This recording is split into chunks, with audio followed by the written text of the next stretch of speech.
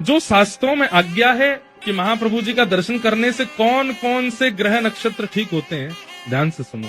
श्री जगन्नाथ महाप्रभु की दायना नेत्र जब आप देखते हैं तो आप साक्षात सूर्य का दर्शन कर रहे हैं। बाएं नेत्र में चंद्रमा का निवास है, ये दोनों सूर्य चंद्र है। जगन्नाथ महाप्रभु की जो नासिका है ये मंगल ग्रह है। जिनको मंगल दोष हो वो खूब सर्वांगीण अंग का दर्शन करो, परंतु बार बार महाप्रभु जी की नाक ही देखते रहो, आपका मंगल ग्रह पवित्र हो जाएगा। और अधर बुध ग्रह है, ये मुखमंडल अधर जो है ये बुध है, इनका दर्शन करने से बुध पवित्र होते हैं। महाप्रभु जगन्नाथ जी का तिलक जो है ये गुरु बृहस्पति ग्रह है, ये बृहस्पति है। तिलक का दर्शन करने से बृहस्पति ग्रह मंगलकारी हो जाते हैं। महाप्रभु जगन्नाथ जी के मुख के जो चारों कोने हैं, दो इधर और दो इधर, ये कोने जो हैं, मुख के चारों कोण जो हैं वो शुक्र ग्रह हैं, उनका दर्शन करने से शुक्र ग्रह पवित्र हो जाता है। महाप्रभु जगन्नाथ जी का जो संपूर्ण काला वर्ण है, जो कृष्ण कांति दिखती है नेत्रों के बीच में और यहाँ मुखमंडल के ऊपर, ये काली कांति जो है ये शनि ग्रह है।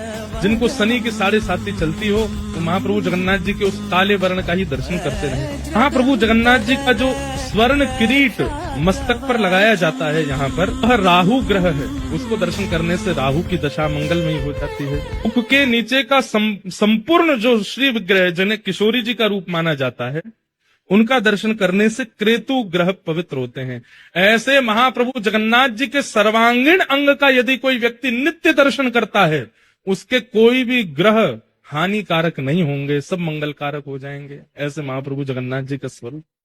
इसलिए आप दुनिया के किसी भी कोने में रहिए, महाप्रभु जगन्नाथ जी का नित्य दर्शन किया कीजिए। इसी भाव से करो, पहले दोनों नेत्रों का दर्शन करो, फिर अधर का दर्शन करो, फिर ठाकुर जी के चारों कोने का दर्शन करो, फिर काली मां का दर्शन करो, नासिका का दर्शन करो, सर्वांगण अंग में यहाँ पर जो स्वर्ण किरीट उसका दर्शन करो, तिलक का दर्शन करो, फिर नीचे के अंग का दर्शन करो। सर्वांगीण जगन्नाथ जी को देख करके नमस्कार करके अपने कार्य में प्रस्तुत हो जाओ। आपके सारे ग्रह प्रतिकूल क्यों होते हैं? क्योंकि ग्रह को जो अनुकूलता आपसे चाहिए वो उन्हें मिल नहीं रही है।